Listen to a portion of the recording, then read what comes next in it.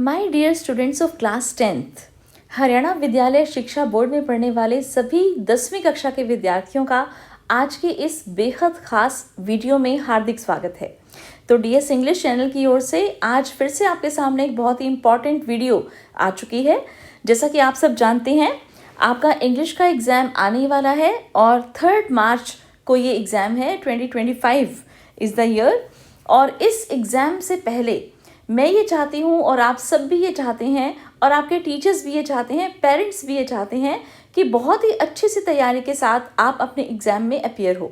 तो इसके लिए जो सबसे इम्पॉर्टेंट चीज़ है बेटा वो ये है कि हम जब भी एग्ज़ाम में बैठते हैं तो उससे पहले हमारे माइंड में उस एग्ज़ाम का फ्रेमवर्क आ जाना चाहिए।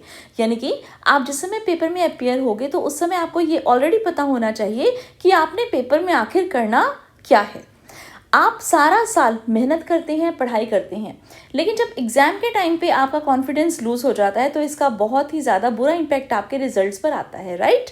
तो आपने जो पूरे साल मेहनत की है, अब लास्ट मिनट में, लास्ट टाइम में उसे किस तरह से हमें उन सब बातों को अरेंज करना है, रीअरेंज करना है, एक ऑर्डर में, सीक्वेंस में लाना है ताकि हम अपना बेस्ट रिजल्ट उस पेपर में दे सकें। तो इंग्लिश की तैयारी के लिए, जैसा कि आपको पता है, मैं डीएस इंग्लिश चैनल के साथ हमेशा से आपके साथ हूँ और मेरा जो एक्सपीरियंस है वो आप सबके काम आता है। इससे पहले भी 12th क्लास की जो वीडियो मैंने बनाई थी उसे बहुत ज़्यादा स्टूडेंट्स ने अप्रिशिएट किया और उनका एग्ज़ाम भी बहुत ही अच्छा हुआ। तो आप जो है 10th क्लास की बारी है, तो आप सब भी आज की इस वीडियो को बहुत ध्यान से देखना, क्योंकि इसमें बहुत ही इंपॉर्टेंट इन्फॉर्मेशन आपको देखने को मिलेगी और इससे बहुत ही अच्छे से आप अपने पेपर को अटेम्प्ट कर पाओगे।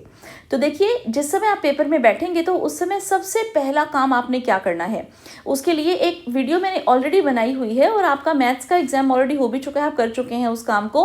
वो है कि आपकी आंसर शीट का जो पहला पेज है उसे आपने बहुत ही ध्यान से भरना है, राइट। तो यदि आपने अब तक भी वो वीडियो नहीं देखी है तो आप देख सकते हैं, जो उसका लिंक है मैं इसी वीडियो के डिस्क्रिप्शन बॉक्स में प्रोवाइड कर दूंगी, या मेरे चैनल पर जाकर भी आप इसे, जस्ट प्रीवियस वीडियो ही है वो। तो उसमें जैसे परीक्षा का नाम है, डेट है, डे है, सब्जेक्ट है, इन सब बातों के बारे में, आपका नाम है, OMR को किस तरह से फिलअप करना है, ठीक है, विषय का जो कोड है वो क्या, सिग्नेचर वगैरह आपके कहाँ होने हैं, कैसे होने हैं, वो सब बातें मैंने उसमें मेंशन करी हैं। और आज की इस वीडियो में उसके बाद का क्या काम आपने इंग्लिश में करना है, हम ये सीखने वाले हैं। तो देखिए, इंग्लिश का जो आपका एग्ज़ाम है वो हम सबको पता है कि 80 मार्क्स का होना है, राइट। 80 मार्क्स के इस एग्ज़ाम में जैसे 40 मार्क्स का तो आपका रहेगा रीडिंग सेक्शन, राइटिंग सेक्शन और ग्रामर सेक्शन, राइट। और बाकी जो 40 मार्क्स हैं उसमें रहेगा आपका लिटरेचर का पोर्शन, जिसमें आपके पास ऑलरेडी 2 बुक्स प्रेस्क्राइब्ड हैं जो आपने सारा साल पढ़ी हैं, फर्स्ट फ्लाइट और फुटप्रिंट्स विदाउट फीट।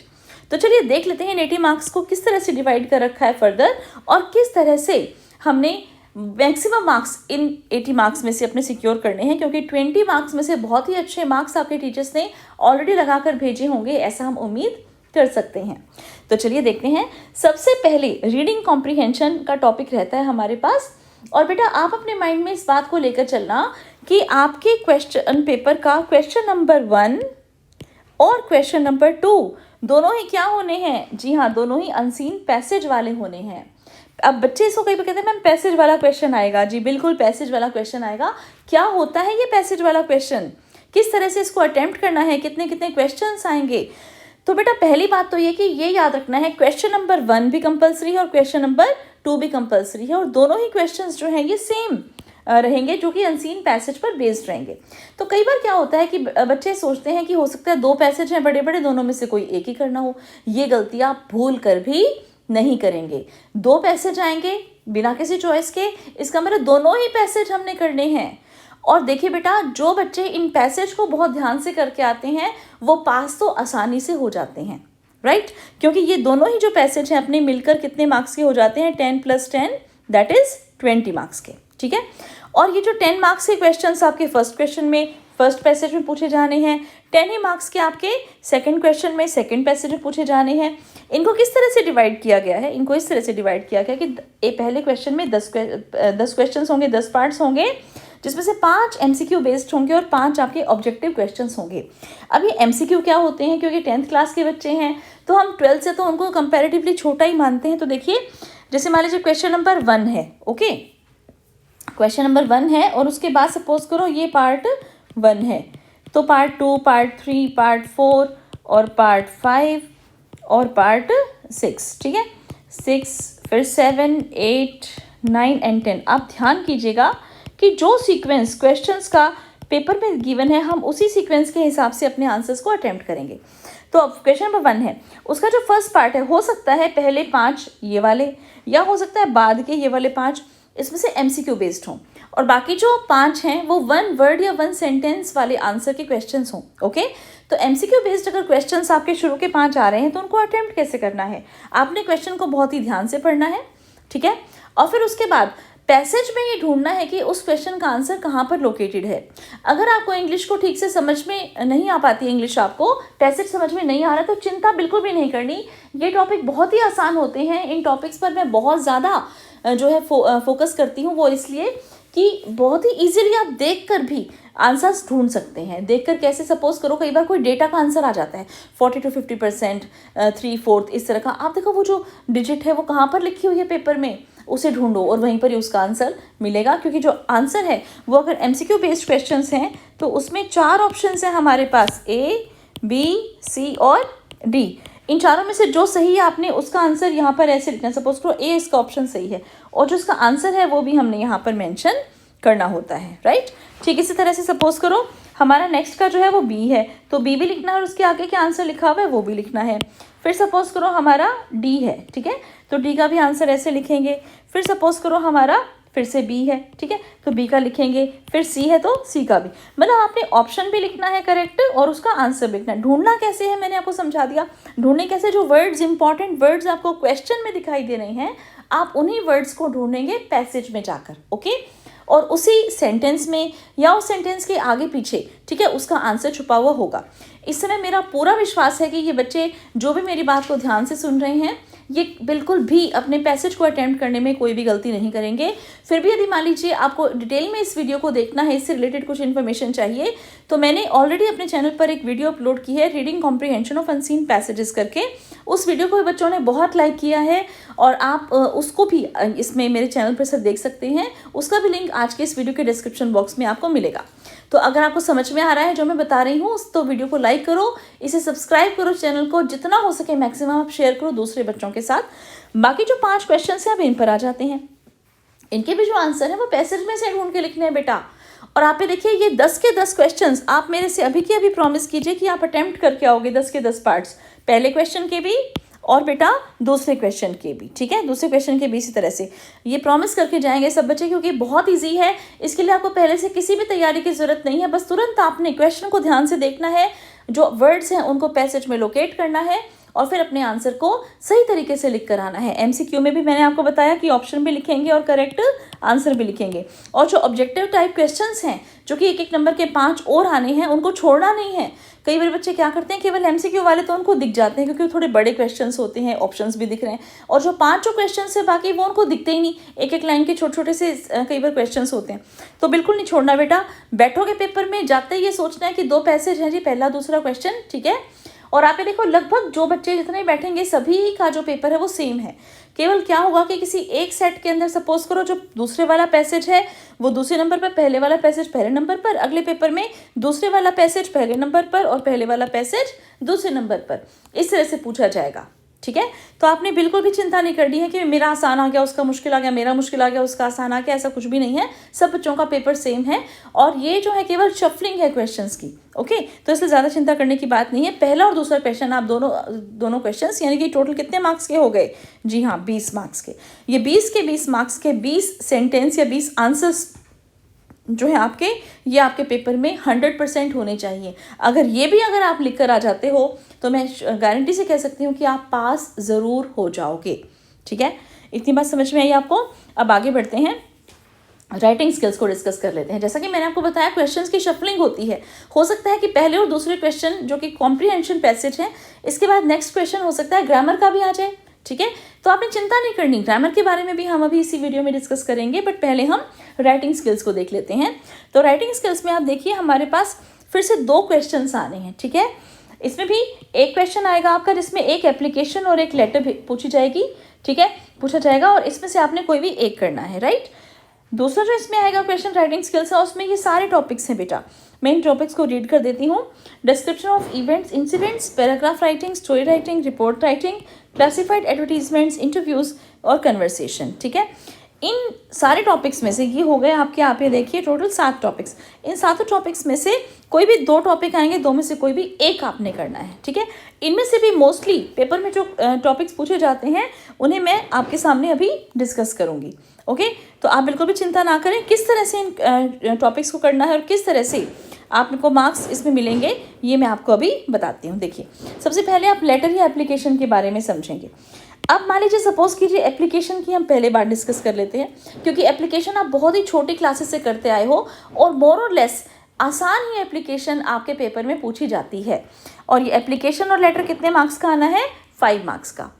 एक आध बार ऐसा देखा गया है कि प्रीवियस पेपर्स में कि दोनों ही लेटर पूछ लिए या दोनों ही एप्लीकेशन पूछ ली, बट मैक्सिमम टाइम्स क्या होता है बेटा कि एक एप्लीकेशन होती है और एक लेटर होता है, दोनों में से कोई भी एक आपने करना है। एप्लीकेशन की अगर बात करें तो द प्रिंसिपल से हम शुरू करते हैं, राइट। और इसकी डिटेल्ड वीडियो भी मैंने अपने चैनल पर अपलोड की हुई है, उसका भी लिंक आपको मिलेगा। मैंने एक ही वीडियो में सभी जितने भी इंपॉर्टेंट एप्लीकेशंस हैं उनको डाला हुआ है आपके लिए, कितना इजी करके मैंने काम दिया हुआ है। आप ये देखिए सभी इंपॉर्टेंट एप्लीकेशंस एक ही वीडियो में। तो 10th क्लास के स्टूडेंट्स हैं और मुझे पता है कि हर तरीके के बच्चे हैं, मतलब हमारे स्टफ में हमारे पास, तो प्रिंसिपल की स्पेलिंग भी वो गलत लिखते हैं बेटा, यहाँ से इंप्रेशन सारा ख़राब हो जाता है। आप देखिए एग्जामिनर के सामने आपका बहुत मन खराब हो जाता है उसका चेक करते समय। प्रिंसिपल की स्पेलिंग बिल्कुल सही लिख कर आएंगे। इसके बाद स्कूल का नाम यदि गिवन है तो ठीक है, otherwise ABC school XYZ city इस तरह से हम कर सकते हैं। ठीक है, फिर इसके बाद एक लाइन हम खाली छोड़ते हैं, फिर इसके बाद हम डेट लिखते हैं। अब डेट आप सीधी लिख सकते हैं आपकी 3 मार्च 2025, फिर एक लाइन खाली छोड़ते हैं। ठीक है, फिर इसके बाद हम लिखते हैं सब्जेक्ट। अब सब्जेक्ट में क्या लिखते हैं? एप्लीकेशन 4, सपोज करो SLC के लिए है, या सपोज करो कैरेक्टर सर्टिफिकेट के इशू करने के लिए है। बाकी urgent piece of work, sick leave, ये बहुत ज़्यादा सिंपल एप्लीकेशंस हो जाती है। थोड़ी सी घुमा के भी अगर आ जाए एप्लीकेशन तो चिंता नहीं करनी, एप्लीकेशन 4 करके जो भी आपका टॉपिक दिया गया है उस वो आपने यहाँ पर 2-3 शब्द जो हैं उसके वो लिख देने हैं। Urgent piece of work, sick leave, ठीक है, for issuing character certificate, application for issuing SLC, for change of section, for emission of fine. ठीक है, कोई भी है आपका। ठीक है, फिर इसके बाद आप फिर से एक लाइन खाली छोड़ सकते हैं, यहाँ लिखेंगे सर। अगर मैम लिखना चाहते हैं तो मैम भी लिख सकते हैं। और फिर उसके बाद आप यहाँ पर लिखना शुरू करेंगे। ये सब आप डिटेल में मेरी जो एप्लीकेशन पर बेस्ड वीडियो है उसमें देख लेना कि with due respect under the subject cited above I beg to say that I am a student of class 10th in your school. Okay, इसके बाद आपने जो प्रॉब्लम है, जो बात है वो बतानी है कि भी my brother's marriage is fixed on that days, for that I need 3 to 4 holidays और I wish to apply for the same, इस तरह से करके।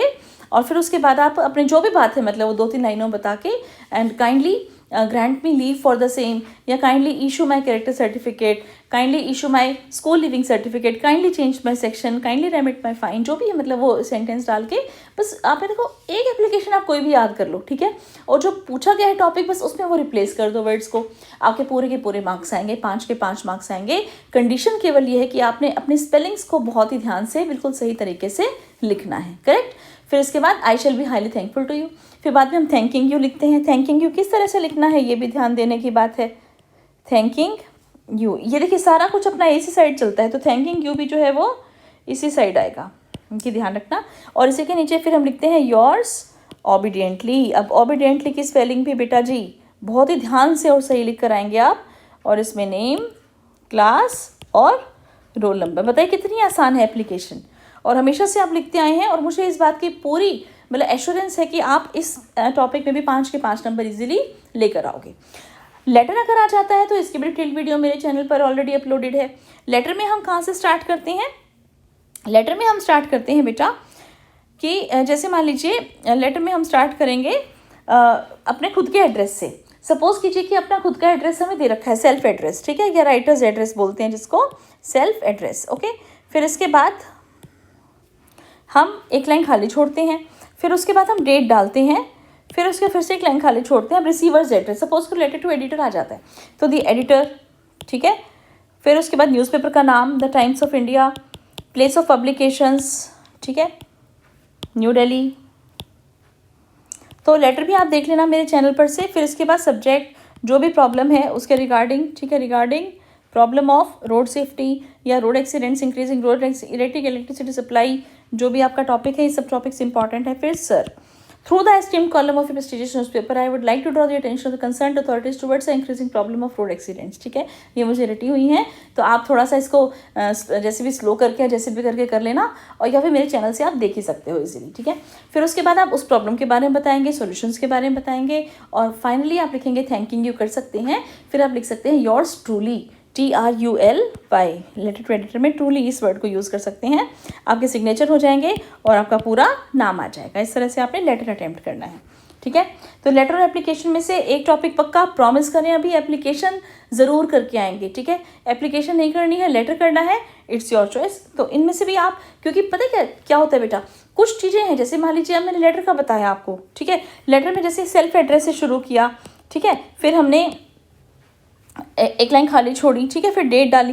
ये सब चीज़ें जब हम करते हैं ना, तो इनके नाम के भी मार्क्स हैं, और ये चीज़ें तो हमें पेपर में गिवन है या नहीं भी गिवन है, तो ये तो हमने करनी है, तो ये हम ऑलरेडी तैयार करके जा रहे हैं। ठीक है, द प्रिंसिपल है, स्कूल का नाम है, वो आपका प्लेस है, फिर सब्जेक्ट, ये सब चीज़ें, डेट वगैरह, इन सब चीज़ों के नाम के भी अलग से नंबर हैं। तो बोर्ड ने आपके लिए पास होना बहुत ही आसान कर रखा है, मार्क्स इजीली मैक्सिमम स्कोर करना बहुत ही आसान कर रखा है। बस जो एक ज़रूरत है वो क्या है कि आपको स्मार्टनेस से काम करना है। आपको ये पता होना चाहिए कि हम कितना लिख के आएंगे तो हमें कितने नंबर मिलेंगे, और इसके लिए भी बोर्ड ने ऑलरेडी अपनी इस वेबसाइट के ऊपर क्वेश्चन पेपर और मार्किंग स्कीम डिटेल जो है वो अपलोड कर रखी है, जिससे आपको आइडिया लग जाए कि क्या क्या पॉइंट्स आपके पेपर में होने चाहिए, जिसकी वजह से आपके बहुत ही अच्छे मार्क्स आ सकते हैं। ठीक है, तो आई होप कि आपको एप्लीकेशन लेटर के बारे में काफ़ी चीज़ें पता चल गई हैं।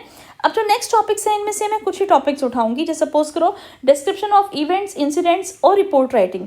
मैं इस टॉपिक को मर्ज करके पढ़ाती हूँ क्लास में। ठीक है, और इस पर मैंने मर्ज करके ही एक वीडियो भी बना रखी है, तो आप वो वीडियो भी देख सकते हैं कैसे करना है।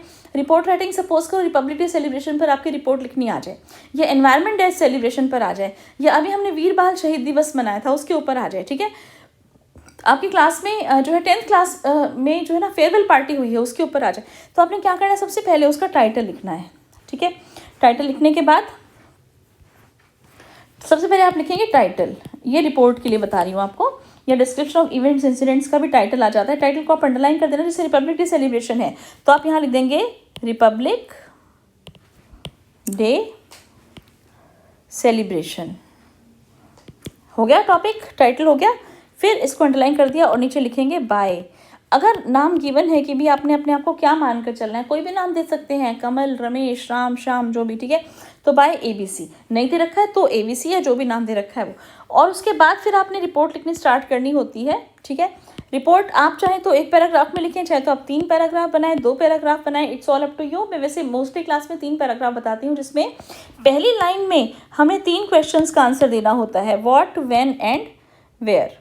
इसमें आप एक चीज़ का और ध्यान रखेंगे, यदि मान लीजिए स्कूल का नाम गिवन है तो आप यहाँ पर स्कूल के नाम से भी शुरुआत कर सकते हैं। सपोज करो स्कूल का नाम गिवन है GSSS भिवानी, तो आप यहाँ से भी स्टार्ट कर सकते हैं। ठीक है, ऊपर स्कूल का नाम लिखिए, फिर उसके बाद टाइटल, फिर बायलाइन, और फिर व्हाट, व्हेन, वेयर। ठीक है, कई बार क्या होता है यहाँ पर भी हम फॉर्मेट में देखते हैं कि प्लेस और डेट लिखी हुई होती है। वैसे तो बेटा ये चीज़ केवल न्यूज़पेपर के लिए, जब हम रिपोर्ट राइटिंग तैयार करते हैं, कोई रिपोर्टर एज ए रिपोर्टर हम जब रिपोर्ट तैयार करते हैं न्यूज़पेपर के लिए तब लिखते हैं, या फिर आजकल मैं देख रही हूँ कि मतलब फॉर्मेट में काफ़ी चेंजेस आ रहे हैं, तो प्लेस और डेट भी यहाँ पर दोबारा से मेंशन हो जाती।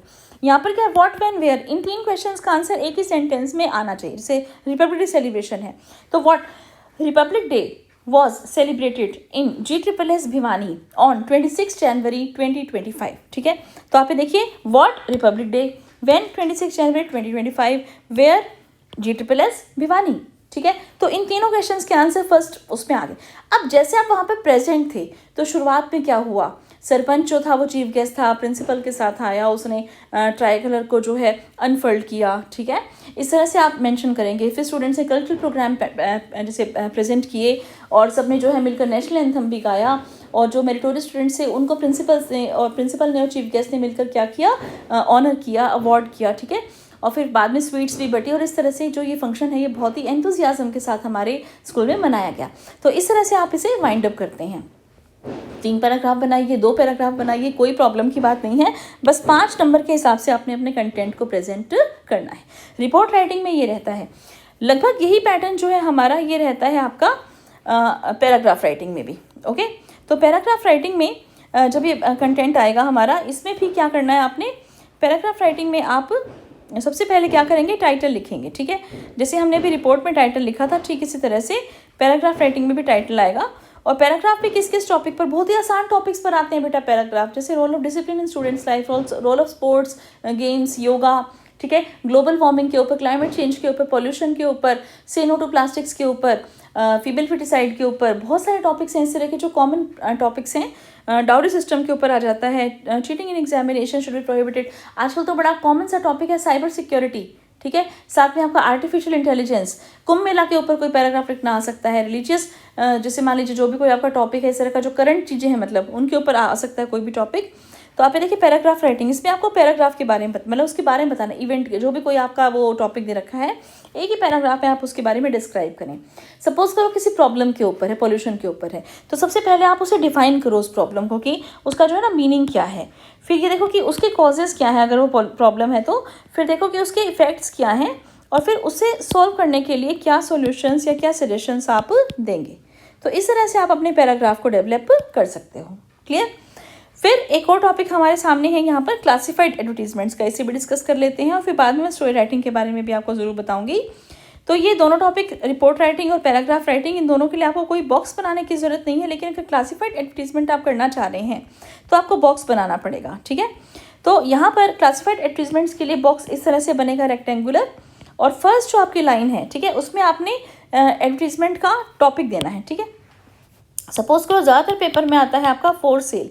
अब फॉर सेल के लिए आपका फ्लैट भी हो जाता है, कार भी हो जाती है सेकंड हैंड, कहीं आप शिफ्ट हो रहे हो, ठीक है, कोई हाउस हो सकता है फॉर सेल, ठीक है, या फिर मान लीजिए कई बार टू लेट पर आ जाता है, ठीक है, एकोमोडेशन वांटेड करके आ जाता है, टू लेट फॉर सेल, और आप ये देखिए सिचुएशन वांटेड या सिचुएशन वैकेंट के हिसाब से, यानी कि जॉब वांटेड या वैकेंट के हिसाब से आ जाता है। एडवर्टीजमेंट्स पर भी मैंने अपनी एक वीडियो बना रखी है बेटा, डिटेल वीडियो है, उसमें सभी टाइप्स के जो बल्कि हायर लेवल पे पूछे जाते हैं उन टॉपिक्स को मैंने इंक्लूड किया, जैसे मैट्रिमोनियल वगैरह आ जाते हैं, साथ ही जैसे बहुत से हैं, सिचुएशन वांटेड, सिचुएशन वैकेंट, फिर मैट्रिमोनियल है, ठीक है, टूर्स एंड ट्रैवल्स के हिसाब से है, मतलब बहुत से टाइप्स के एडवर्टीजमेंट होते हैं जो क्लासीफाइड होते हैं।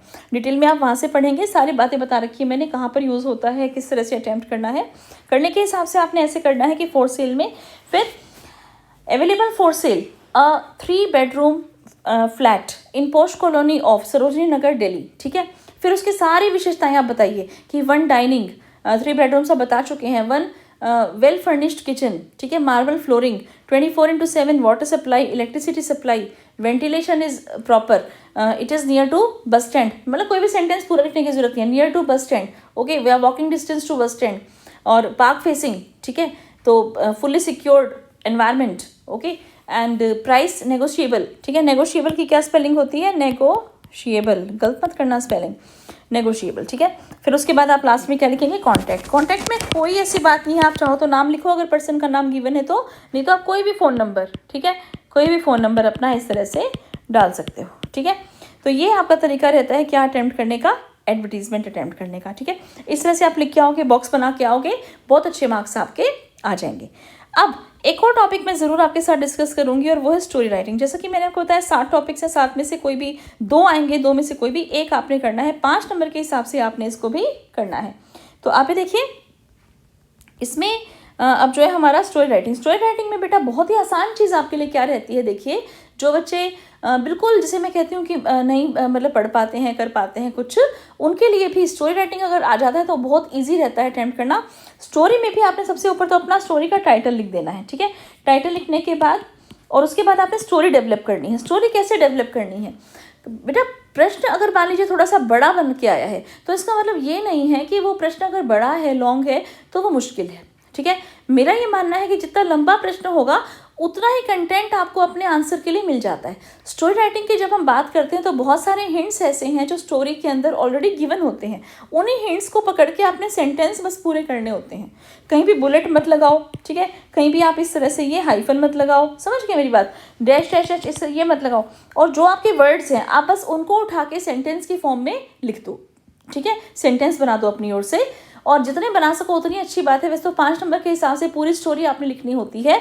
टाइटल हो गया, फिर इस तरह से आपने उन हिंट्स को लेके इकट्ठा करके लिख दिया, और फिर लास्ट में जो है ना आपने लिखना होता है इसका मॉरल, जैसे यूनिटी इन डाइवर्सिटी, ठीक है, या मान लीजिए यूनियन इज स्ट्रेंथ, ठीक है, जैसे slow and steady wins the race, इस तरह के कुछ मॉरल्स हैं, ठीक है, इस तरह की स्टोरीज हैं, या फिर कोई भी हार्ड वर्क पेज मतलब या वर्क इज वर्शिप, जो भी आपकी स्टोरी है उसमें से जो भी शिक्षा निकल रही है आपने वो इसमें मेंशन करनी होती है।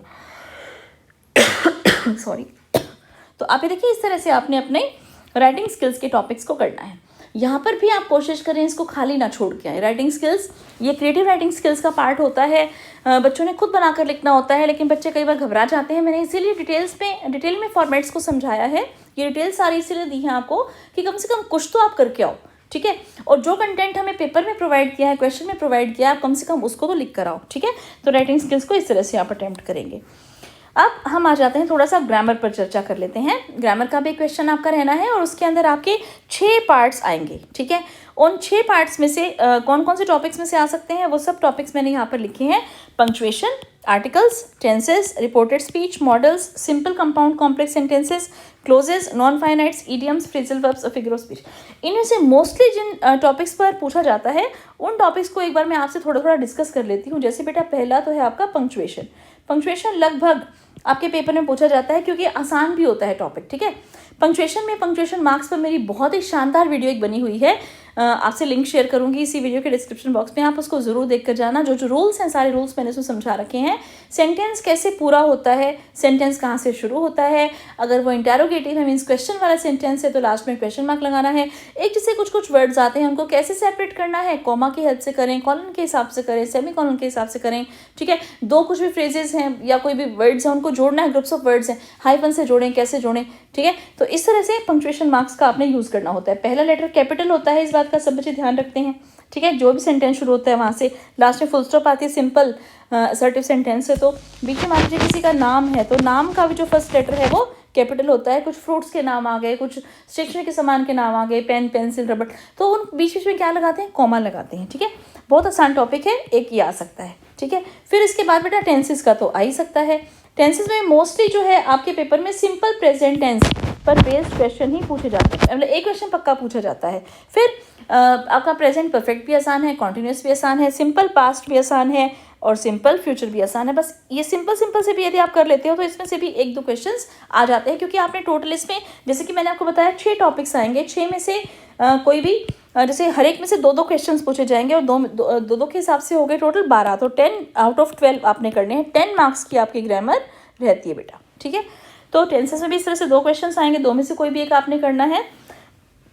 मॉडल्स आ सकते हैं, मॉडल्स में बहुत अच्छे से आप ध्यान रखें लेस्ट के साथ क्या लगाते हैं। लेस्ट अगर कहीं सेंटेंस में आपको दिख जाए तो शुड, हमेशा अपनी वीडियोस में बताती हूँ और इस बार 12th क्लास के पेपर में आया भी है, लेस्ट के साथ पूछा गया था शुड। बच्चे जो ध्यान से मेरी वीडियो देखते हैं वो पक्का सही करके आए होंगे, जो नहीं देखते उनका गलत हो गया होगा। मस्ट कब लगाते हैं मॉडल्स में, बहुत अच्छे से एक्सप्लेन किया है, मॉडल्स की वीडियो तैयार है, टेंस की वीडियो तैयार है, ठीक है। तो ये सभी टॉपिक्स आप ध्यान रखेंगे, मॉडल्स को अच्छे से प्रिपेयर करेंगे। फिर मॉडल्स के बाद टेंस मॉडल्स, एक आपका रिपोर्टेड स्पीच पर भी ज़रूर आता है क्वेश्चन, ठीक है। और रिपोर्टेड स्पीच में बेटा कई बार क्या होता है, देखो 2 तरह से इसमें मैं समझाती हूँ। जैसे मान लो कुछ तो ऐसे सेंटेंसेस होते हैं जिनमें हमें रिपोर्टेड जो स्पीच है, ठीक है, उसे चेंज करने की ज़रूरत नहीं होती, केवल रिपोर्टिंग वर्ब में हल्का फुल्का सा चेंज आ जाता है। और रिपोर्टिंग वर्ब को आप ध्यान से देखकर रिपोर्टेड स्पीच को या तो चेंज करते हैं या नहीं करते। अगर नहीं करने वाली चीज़ें हैं तो बहुत आसान हो जाती है, आपने केवल इन्वर्टेड कोमास हटा के दैट लगा के सेंटेंस को सिंपल लिख देना होता है, ठीक है। तो रिपोर्टेड स्पीच भी बहुत ईजी है। टॉपिक तैयार है, मेरा वीडियो ऑलरेडी अपलोडेड है, इसको भी देख कर जाना। फिर इसके बाद देखिए टेंसेस, मॉडल्स, एक आर्टिकल्स आपका रहता है, ठीक है। आर्टिकल्स भी बहुत आसान है, ए, एन और द या क्रॉस, ठीक है। जहाँ पर आर्टिकल की रिक्वायरमेंट नहीं है, कहाँ पर रिक्वायरमेंट है, वीडियो तैयार है, इसको भी देख कर जाएंगे बहुत ही आसानी से। डिटेल में आपको रूल्स मिल जाएंगे। इसके अलावा देखिए ये हो गया कि 1 2 3 4 5, ठीक है। कई बार क्या है बेटा नॉन फाइनाइट्स पूछ लेते हैं, या वैसे तो देखो ईडियम्स वगैरह कुछ भी आ सकता है, बट मोस्टली जिसे आते हैं वो बता रही हूँ आपको, इससे नॉन फाइनाइट्स आ जाते हैं। या फिर इसमें से आप ये देखो सिंपल कंपाउंड कॉम्प्लेक्स सेंटेंसेस भी आ सकते हैं, क्लोजेस भी आ जाती हैं बेटा, ठीक है। उसमें क्या सेंटेंस को जोड़कर लिखना इस तरह से आ जाता है। लेकिन ज़्यादा चिंता की ज़रूरत इसलिए नहीं होती इसमें, क्योंकि हर एक में से आपको ये देखो 2-2 क्वेश्चंस आएंगे, इसमें से भी 2 आएंगे, इसमें से भी 2 आएंगे, इसमें से भी, और आपने ना कोई भी 10 करने हैं, ये नहीं है कि भी हर एक में से चूज़ करते हुए, ये इनको तो करना ही है। टोटल हो गए आपके 12 में से कोई भी 10 आप करेंगे। मैं तो ये कहूँगी कि 12 के 12 करके आओ, ठीक है। और भी चिंता की जरूरत नहीं है ग्रामर में, वो इसलिए कि सारे के सारे जो हैं आपके 12 के 12 क्वेश्चन ही आने हैं MCQs, ठीक है। तो हर एक क्वेश्चन में आपको ऑप्शन मिलेगा। कई बार तो क्या होता है बेटा, नहीं समझ में आता, रूल नहीं पता चला, नहीं पढ़ा, रह गया, कोई बात नहीं, आप सेंटेंस को जब पढ़ के देखते हो, उन ऑप्शंस को पढ़ के देखते हो, तब भी दिमाग में आ जाता है कि भाई कौन सा आंसर हमें सही लग रहा है। तो बिल्कुल अपने दिमाग का यूज़ करते हुए बहुत ही अच्छे से आप ग्रामर का पोर्शन अटेम्प्ट करेंगे, 10 के 10 सेंटेंसेस, ठीक है। चाहे तो आंसर भी लिख सकते हैं, जैसे मैंने आपको बताया था तरीका कि जैसे ABCD, ठीक है। ए ऑप्शन सपोज करो सही है आर्टिकल में, जो कि N है, तो A भी लिखना है यहाँ पर ऑप्शन, है ना। जैसे सपोज करो सेकेंड ही पार्ट है पेपर का, क्वेश्चन का, ठीक है। फिर ए ऑप्शन भी लिखना है और N भी लिखना है। फिर सपोज करो आप टेंस अटेम्प्ट कर रहे हैं, ठीक है। टेंस में हमारा D ऑप्शन सही लग रहा है, D भी लिखना है, और यहाँ पर है सनराइजेज इन दी ईस्ट, तो राइजेज इसको भी लिखना है, ठीक है। तो इस तरह से आप अपने ग्रामर को अटेम्प्ट करेंगे। अब इसके बाद हम आ जाते हैं अपने लिटरेचर के सेक्शन पे। लिटरेचर में हम सब जानते हैं कि आपके सिलेबस में 2 बुक्स हैं जिनको आपने थ्रू आउट द ईयर पढ़ा है। अब उन बुक्स में से हमने क्या निचोड़ निकालना है, देखिए जो निचोड़ निकालना है वो ये है कि भाई बुक्स को हमने इस तरीके से देखना है कि फर्स्ट फ्लाइट जो बुक है हमारी वो बहुत इंपॉर्टेंट है, क्योंकि उसमें चैप्टर्स भी हैं और पोएम्स भी हैं। दूसरा, मैं आपसे ये एक्सपेक्ट करती हूँ कि फर्स्ट फ्लाइट के जो भी टॉपिक्स हैं हमारे, ठीक है, वो टॉपिक्स मैंने यहाँ पर मेंशन किए हैं प्रोज के। देखिए प्रोज का मतलब लेसन्स जो हैं हमारे, जो बच्चे लेसन बोलते हैं, और पोएट्री पोएम्स हैं, ये 10 पोएम्स हैं और ये 9 चैप्टर्स हैं। ये है आपके सिलेबस में, ठीक है, NCERT में। इन सभी के नाम, इन सभी की स्टोरी थोड़ी थोड़ी कम से कम, कि भी इसमें मेन मोटी बात क्या बता रखी है स्टोरी के अंदर, ठीक है, और साथ में इनके राइटर्स के नाम और पोएम के पोइट्स के नाम, ये आपको ज़रूर पता होने चाहिए, ठीक है। पोएम्स की अगर हम बात करते हैं तो बेटा इसकी अगर आप राइमिंग स्कीम तैयार कर लेते हो तो एक क्वेश्चन राइमिंग स्कीम का ज़रूर आता है, और कई बार फिगर ऑफ स्पीच पे भी क्वेश्चन आ जाता है, ठीक है। फिगर ऑफ स्पीच वैसे आपका ग्रामर में भी इंक्लूडेड है, ठीक है, तो फिगर ऑफ स्पीच में भी क्वेश्चन आ जाता है। बट मुझे ऐसा लगता है 10th क्लास के बच्चे थोड़ा सा कम समझ पाते हैं, बट अगर क्लास में टीचर ने कराया होगा तो कहीं ना कहीं आपको क्लिक कर जाता है कि भी लाइक और एज अगर आ गया है तो सिमिली है, ठीक है। जैसे कस्टर्ड द ड्रैगन वाली पोएम। एलिट्रेशन, जब कॉन्सोनेंट साउंड्स की रेपिटेंस है, ठीक है, जैसे हमारा CC 2-2 क्रिकेट क्लब, तो CC 2 बार आया तो ये एलिट्रेशन है, ठीक है। कौन सा सिमिली है, कौन सा एलिट्रेशन है, ये सब चीज़ें जो है बेटा ये आप ये देखिए कि भाई हमारे फिगर ऑफ स्पीच में आ जाती हैं। इस तरह क्वेश्चन भी पोएम में आ जाता है। Name the poem, name the poet, ये तो चीज़ें आई जाती हैं, ठीक है। तो ये आपका पोएट्री का। अब देखते हैं इसमें से क्वेश्चंस आएंगे कैसे। तो देखिए प्रोज में से भी और पोएट्री में से भी मैंने यहाँ पर कंबाइन करके लिखा है कि प्रोज में से भी और पोएट्री में से भी एक एक पैसेज और स्टेंजा आना है, ठीक है। Stanza for comprehension, one with internal choice, ठीक है। और इसी तरह से पोएट्री में भी यही आना है, ठीक है। पोएट्री में से भी स्टेंजा यानी कि क्या आना है आपका, ये देखो कॉम्प्रीहेंशन पैसेज प्रोज में से, यानी कि जितने भी लेसन्स हैं, 9 लेसन्स आपको बताए मैंने, केवल फर्स्ट फ्लाइट की बात हो रही है इस समय, और उनमें से किन्हीं भी 2 चैप्टर्स में से 2 पैसेज आएंगे। 2 पैसेज में से आपने कोई भी एक पैसेज करना है। हाँ, इन क्वेश्चंस में ये 5 क्वेश्चंस होंगे, इनमें से आपको कोई भी MCQ टाइप क्वेश्चन नहीं मिलेगा। ये सब आपको ढूंढ के लिखने हैं। तो name the chapter, name the author, ये इसलिए कह रही हूँ कि आपने खुद से स्पेलिंग लिखनी है, चैप्टर की भी और राइटर की भी, अगर ये क्वेश्चन आ जाता है तो पेपर में। बाकी जो 4 क्वेश्चंस बचेंगे उनके आंसर आपके कहाँ पर छुपे हुए हैं, जी हाँ, उन्हीं 4-5 लाइनों में छुपे हुए हैं जो आपको फर्स्ट फ्लाइट की बुक में से किसी भी पार्ट में से उठा के दे दी गई हैं, ठीक है। तो उन 5 के 5 क्वेश्चंस को आप करके आओ, बहुत अच्छे मार्क्स आपके आ जाएंगे। बिल्कुल 100% श्योर बात है कि उन 4-5 क्वेश्चंस के आंसर आपके उस पैसेज के अंदर से ही मिल रहे हैं, उन 4-5-6 लाइनों में से मिल रहे हैं जो आपने फर्स्ट फ्लाइट में किसी भी चैप्टर में पढ़ी है, ठीक है। ठीक इसी तरह से यही क्वेश्चन आपका पोएट्री में भी रहता है। 10 पोएम है, 10 पोएम में से कोई भी 2 पोएम के स्टेंजा आएंगे बेटा, ठीक है। जो क्वेश्चंस का सीक्वेंस है वो चेंज हो सकता है, बट क्वेश्चंस मोर और लेस यही रहने हैं। अब जो पोएम के जो स्टेंजास हैं उन्हें भी आपने ध्यान से पढ़ना है। सीधा क्वेश्चन डायरेक्ट पूछा जाता है कई बार कि नेम द पोएम, 1 नंबर में आ जाता है। Name the poem and the poet, ये भी 1 नंबर में, आधे नंबर के हिसाब से आ जाते हैं। तो ये नंबर देखा जाए तो एक तरह से फ्री का है, अगर आपको सभी पोएम्स के नाम याद हैं अच्छे तरीके से, और उन्हें लिखना भी उसी तरीके से है, जहाँ पर कौन सा लेटर कैपिटल करना है, कौन सा स्मॉल करना है। Main letter, first letter capital होता है, राइट। कोई प्रेपोजिशन है, छोटा वर्ड है, तो उसका जो है लेटर हम स्मॉल में शुरू करते हैं स्टार्टिंग। तो आप ये देखिए पोएट्री का भी नाम, पोएम का नाम और साथ में पोएट का नाम, ये ज़रूरी है। और फिर बाद में जो बाकी जो है, जैसे राइम स्कीम के बारे में मैंने आपको बताया, फिगर ऑफ स्पीच के बारे में आपको बताया, इनमें से एक आधा क्वेश्चन हो सकता है। और बाकी भी जो क्वेश्चन है यहाँ पर आई किसके लिए आया है, बेलिंडा किसको ज़्यादा लाइक करती थी, किसको डिसलाइक करती थी, पायरेट का क्या मतलब है, मतलब इस तरह के जो भी हैं डिटेल्स में उसी पैसेज में, उसी स्टेंजा में से ही आपने आंसर्स उसमें भी लिखने हैं। कई बार तो क्या होता है बेटा, इतने सिंपल क्वेश्चंस होते हैं कि जो पोएम की सीधे सीधे लाइनें आई हुई है ना, वही हमारे आंसर बन जाते हैं और उसमें भी आपके पूरे पूरे नंबर आने की पूरे चांसेस रहते हैं। अब जो हमारे चैप्टर्स हैं फर्स्ट फ्लाइट के, उनमें से आपके पास लॉन्ग क्वेश्चंस भी पूछे जाएंगे।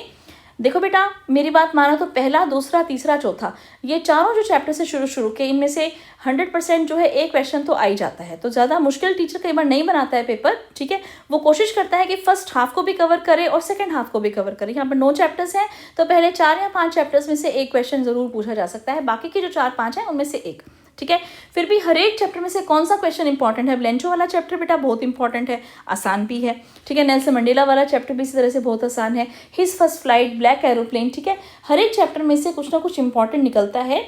इसके ऊपर भी मैंने ऑलरेडी अपने चैनल पर वीडियो अपलोड की हुई है, उसका भी लिंक आपको इसी वीडियो के डिस्क्रिप्शन बॉक्स में प्रोवाइड किया जाएगा, आप उसे ज़रूर देख कर जाना, ठीक है। इसी तरह से 6 नंबर के लिए आपने तैयारी करनी है। शॉर्ट आंसर टाइप क्वेश्चन में भी आपने 4 क्वेश्चंस में से कोई भी 2 करने हैं, ठीक है। 3-3 नंबर के क्वेश्चंस ही रहेंगे। तो ये सब आप कर सकते हैं मेरी वो वीडियो देखने के बाद, ठीक है। फर्स्ट फ्लाइट पर भी और फुटप्रिंट्स विदाउट फीट पर भी मैंने जो सभी इंपॉर्टेंट क्वेश्चंस हैं उनको उसमें दिया हुआ है। पोएट्री में भी ठीक इसी तरह से कॉम्प्रीहेंशन तो मैंने आपको बता ही दिया स्टैंजा का। इसके अलावा 3-3 नंबर के 2 क्वेश्चन और करने हैं, 4 आएंगे, 4 में से कोई भी 2 करने हैं। So easy for you. अगर आप पोएम्स की, चैप्टर्स की खाली छोटी छोटी सी समरी भी तैयार कर जाते हो तो 3-3 नंबर वाले क्वेश्चन ईजिली हो जाते हैं। 2-3 क्वेश्चन को आप मिला देते हो तो आपका 6 नंबर का क्वेश्चन तैयार हो जाता है, ठीक है। तो आपके चैप्टर्स में से 6 नंबर का आना है, पोएम में से केवल 3-3 नंबर के 2 आने हैं, चैप्टर में से आपके 3-3 नंबर के 2 क्वेश्चन भी आने हैं। ठीक यही पैटर्न आपका विस्टास में रहता है और विस्टास से भी लॉन्ग क्वेश्चन आना है आपका। इसमें मैं आपको यही सजेस्ट करूंगी कि शुरू के चैप्टर्स बिल्कुल मत छोड़ के जाना, आखिर के यदि आपको मुश्किल लगते हैं तो, ओके। और शॉर्ट आंसर टाइप क्वेश्चंस भी आपको 3-3 नंबर के 2 करने हैं, 4 में से ये भी आपके पास चॉइस रहेगी। अब मिसेस पंफ्री वाला चैप्टर है, कितना बढ़िया चैप्टर आप ये बताओ, है ना। इससे आसान चैप्टर हो ही नहीं सकता। ट्रिकी को क्या बीमारी थी, कैसे ठीक किया, क्या सच में ट्राइफॉन सर, यही क्वेश्चंस रिपीट होते हैं बेटा, यही मैंने अपनी वीडियो में उसमें डिटेल में समझा रखे हैं, ठीक है। तो अब ये तो है आपका सारा का सारा पेपर जो आपके माइंड में आ चुका है। इस तरह से टोटल मिला के मैं आपको बता देती हूँ कि ये होते हैं, ये बनते हैं आपके 12 क्वेश्चंस, ठीक है। अब ये 12 क्वेश्चंस किसी भी सीक्वेंस में आ सकते हैं।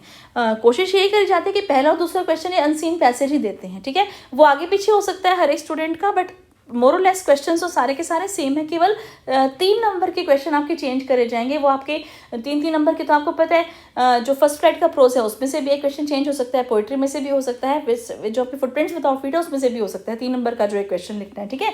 या फिर हो सकता है ग्रामर में भी चेंज आ जाए 3 नंबर का। तो किसी भी तरह से कहीं भी ये चेंज आ सकता है, बट चारों के चारों सेट आपके 96% जो पोर्शन है उनका सेम आना है। किस तरह से पेपर आएगा, एक बार पेपर पे नज़र ज़रूर डाल लो। ये भी बोर्ड ने अपनी वेबसाइट पे प्रोवाइड किया है, मैंने वहाँ से उठाकर अपनी इस वीडियो में डाला है।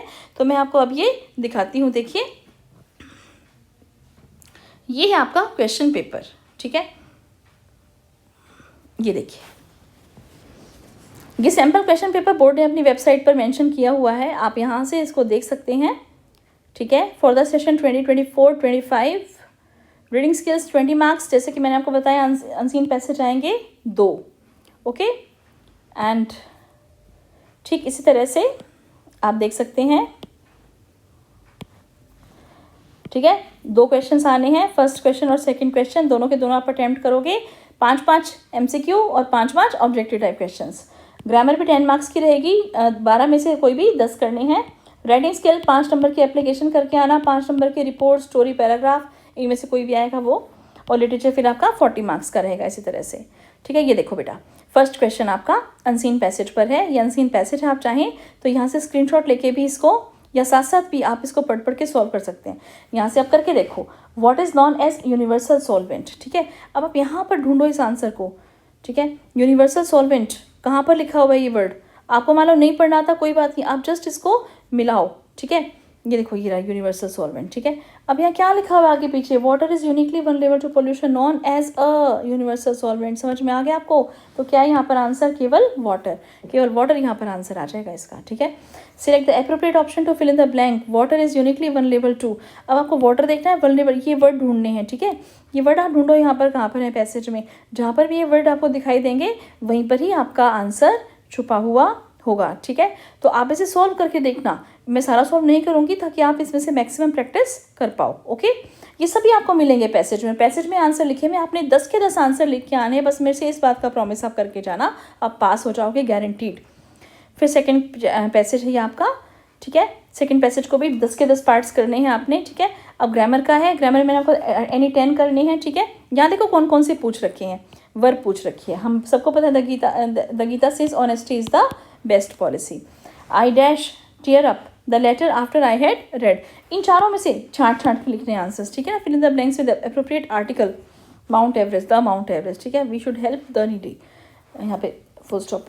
हाँ जी, पंक्चुएट द फॉलोइंग, ठीक है। अब यहाँ पंक्चुएशन है, आप चेक करो, ठीक है, कौन सा इसमें ऑप्शन सही रहेगा, आप खुद से ट्राई करना।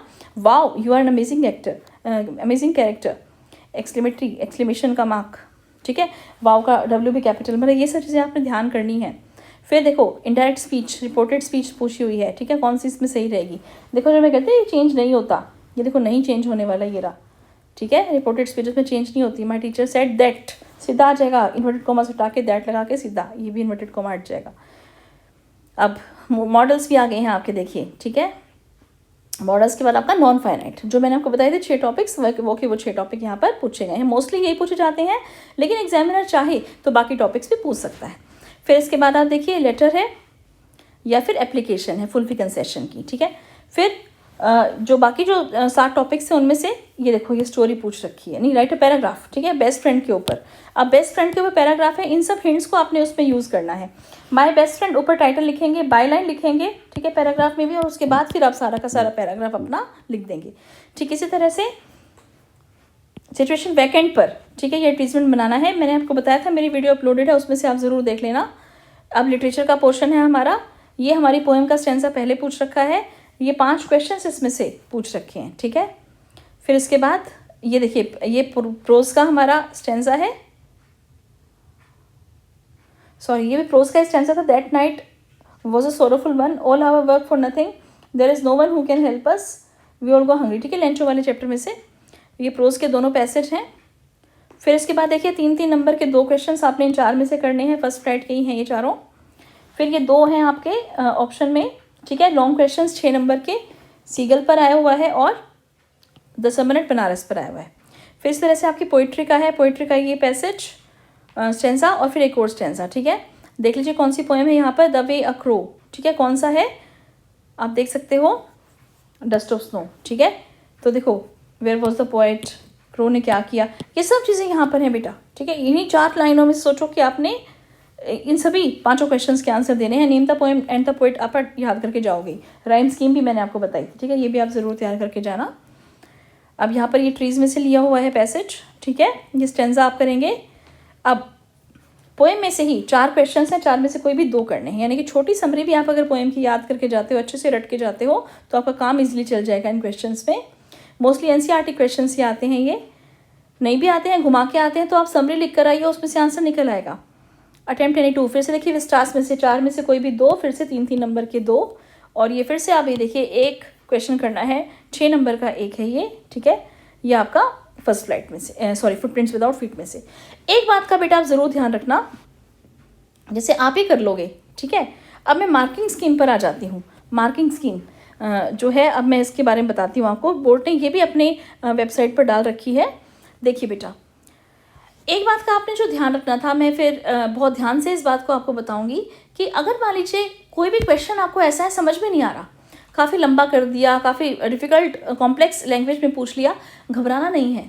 आपने जो याद कर रखा है चैप्टर में से आप उसको ही लिख कर आओ, बस रेलेवेंट लिख कर आओ, दाएं बाएं अनाप शनाप नहीं। हम कई बार पेपर चेक करते समय देखते हैं कि बच्चे जो अनसीन पैसेज है उसी को उठा के बार बार लिख रहे होते हैं। आप उसे यूज़ करो। अगर आपको पैराग्राफ में, रिपोर्ट राइटिंग में नकल के लिए भी अकल चाहिए, ऐसा कहते हैं ना, तो पेपर में से ही अगर मान लीजिए आपने लिखना है तो आप थोड़ा सा उसको ट्विस्ट करके, मोल्ड करके यूज़ कर सकते हो, कोई प्रॉब्लम नहीं है। ये प्रेजेंस ऑफ माइंड है, बहुत अच्छी चीज़ है, ठीक है। तो पैराग्राफ राइटिंग में, रिपोर्ट राइटिंग में अगर कोई ऐसा टॉपिक है जो उससे मिलता जुलता है आपके अनसीन पैसेज से, वहाँ से आप हेल्प ले लो। लेकिन ये ना हो बेटा कि आप ना एक्सरसाइज ये जो अपने क्वेश्चंस पूछे हुए उसमें भी आप अनसीन पैसेज ही लिख रहे हो उठा के, ठीक है। तो थोड़ा थोड़ा आप याद करके जाओ चाहे, और उसी को ही अगर आप लिख के आओगे तो भी आपको जो एग्जामिनर है वो मार्क्स दे सकते हैं। ये देखिए, ये मार्किंग इंस्ट्रक्शंस हैं। अब मार्किंग इंस्ट्रक्शंस पे देखो, ठीक है, ये ऑप्शंस भी लिखे हुए हैं यहाँ पर और आंसर्स भी लिखे हुए हैं। ये अनसीन पैसेज दूसरा, ये ग्रामर के सभी आंसर्स, ठीक है। ये आपका राइटिंग स्किल का फॉर्मेट के नाम का 1 नंबर है, कंटेंट के नाम का 2, ठीक है। सब पॉइंट्स शामिल है तो पूरे मार्क्स देने हैं। अब ये आपका लेटर है, ठीक है। लेटर का ये पूरा आपको मेंशन किया हुआ है, डिटेल में लेटर दे रखा है, एप्लीकेशन डिटेल में दे रखी है, यू कैन सी, ओके। ये आपका पैराग्राफ है माय बेस्ट फ्रेंड पर, सीधा टॉपिक लिख के डिटेल में लिख रखा है। चाहो तो यहाँ बाय लाइन भी लिख सकते हो। एडवर्टीजमेंट पे देखिए इस तरह से बना रखा है, ये देखिए फर्स्ट क्लास एडवर्टीजमेंट आपका यहाँ पर तैयार है। अब ये आपके क्वेश्चंस के आंसर आ गए हैं। 2 आपके प्रोज के थे, फिर आपके 6 मार्क्स का लॉन्ग क्वेश्चन, 3 नंबर के 2 क्वेश्चंस आपने करने थे, और साथ में यहाँ पर अब ये पोइट्री का स्टेंजा आ गया है, ठीक है। किस तरह से आंसर्स लिखने हैं आप यहाँ से इजीली प्रैक्टिस कर सकते हो। आप पहले अपना खुद का पेपर सॉल्व करो सारी तैयारी करने के बाद, और उसके बाद फिर आप इस मार्किंग इंस्ट्रक्शन में से अपना आंसर्स टैली कर सकते हो। ये 12 क्वेश्चंस आपने इस तरह से टोटल करने हैं। ये लास्ट में आपके फुटप्रिंट्स विदाउट फीड के आ गए। तो देखिए बेटा, ये आपके लिए बहुत ही आसान है कि आप पेपर में इजीली पास हो जाओगे। मैं ये कहती हूँ कि अगर आपको अच्छे से लिखना आता है पेपर को, चाहे आपको समझ में भी नहीं आता इंग्लिश को, केवल आप देख के चीज़ें प्रेजेंस ऑफ माइंड के हिसाब से अगर आप पेपर में बैठ के कर आते हो, क्योंकि कॉम्प्रीहेंशन पैसेज ऐसा है, एप्लीकेशन ऐसी है, ग्रामर ऐसी है, कुछ चीज़ें आपने अपने चैप्टर्स में से, पोएम्स में से भी याद करी होंगी, ठीक है। उन्हीं को बस आप तरीके से लिख कर आते हो तो भी आप पेपर में अच्छे मार्क्स लाओगे, ठीक है। इस चीज़ की मुझे पूरी उम्मीद है, पूरा विश्वास है। आप पूरी मेहनत से, पूरे कॉन्फिडेंस के साथ, हिम्मत के साथ पेपर दीजिए। इन टॉपिक्स में से कोई भी टॉपिक आपने देखना है तो मेरी रेलेवेंट वीडियो आप मेरे चैनल पर से देख लेना। सभी के मैं आपको बता ही रही हूँ कि लिंक्स डिस्क्रिप्शन बॉक्स में मैं दे ही दूँगी, ठीक है। तो पूरे कॉन्फिडेंस के साथ इंग्लिश का पेपर दीजिए। इंग्लिश उतनी मुश्किल नहीं है जितना कि हमारे बच्चे उसको समझते हैं, ठीक है। और इस वीडियो में मैंने यही बताने की कोशिश की है कि किस तरह से आप कम से कम, जैसे मान लीजिए, हार्ड वर्क के साथ और मैक्सिमम मार्क्स ले सकते हो विदाउट लूजिंग योर कॉन्फिडेंस, ठीक है। तो be smart, do your best and wish you all the very best for your exams. Thanks for watching this complete video. जो बच्चे अब तक बने हुए हैं साथ वीडियो के, वो ये बात मान कर जाएं कि वो बच्चे बहुत ही अच्छे मार्क्स के साथ कल पास होंगे। Thank you so much for watching. Best of luck.